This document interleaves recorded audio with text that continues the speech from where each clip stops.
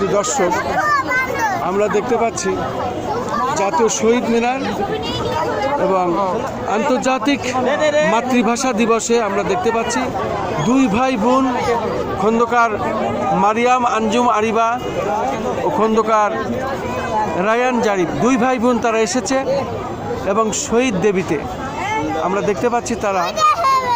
দেখতে পাচ্ছি মাননীয় প্রধানমন্ত্রী মহান শহীদ দিবস আন্তর্জাতিক মাতৃভাষা দিবস 2026 জনাব তারেক রহমান যে ফুলটা দিয়েছিলেন অর্থাৎ শ্রদ্ধা নিবেদন করেছিলেন এবং সেই রিংটা এখন আছে এবং এই রিংয়ের পাশে দাঁড়িয়ে তারা দুই ভাই বোন ছবি তুলছে, পাশাপাশি অনেকেই ভিডিও করছে, সেলফি নিচ্ছে, ছবি তুলছে।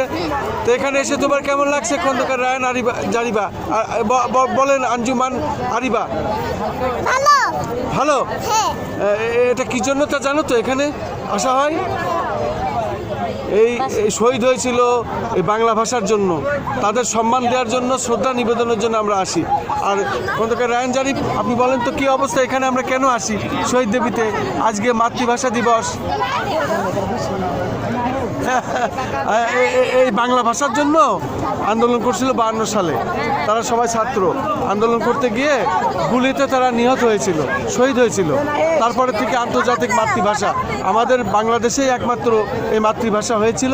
ভাষার জন্য আন্দোলন সংগ্রাম করে মানুষ মারা গেছিল এবং সেই ভাষা আন্দোলনের মাধ্যমে আমরা হয়েছি, বুঝছো? এটা ইতিহাস, বাংলা পৃথিবীর আর কোথাও নাই, এটাই একমাত্র বাংলাদেশেই এই করে আন্দোলনের মাধ্যমে আমরা বাংলা ভাষা পাই।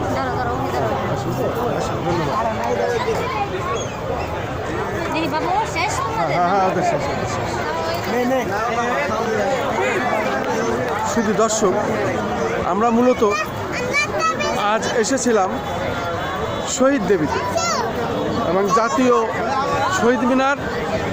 এই শহীদ দেবীতে আমরা এসে দেখতে পাচ্ছি নারী, পুরুষ, শিশু, বিভিন্ন ধর্ম, বর্ণ, সব মানুষই এখানে এসেছেন, শ্রদ্ধা নিবেদন করেছেন। এবং মাননীয় প্রধানমন্ত্রী তারেক রহমান যে শ্রদ্ধা নিবেদন করেছেন ফুলটি দিয়ে অর্থাৎ রিংটি দিয়ে, সেটির সাথে আমরা থেকে ছবি তুললাম এবং অনেকেই আমরা এখানে আনন্দ উপভোগ করলাম, শ্রদ্ধা নিবেদন করলাম।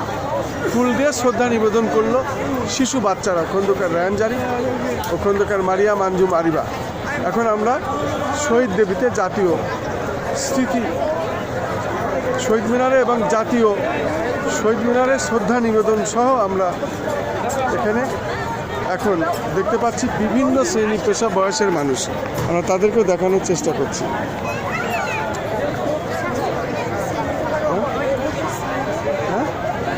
আচ্ছা আচ্ছা আচ্ছা,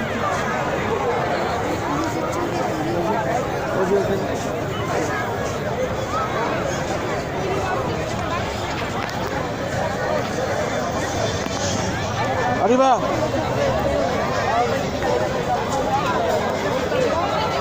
এক জায়গায় দুই ভাই বোন একসাথে। হ্যাঁ আচ্ছা আচ্ছা, হ্যাঁ এদিকে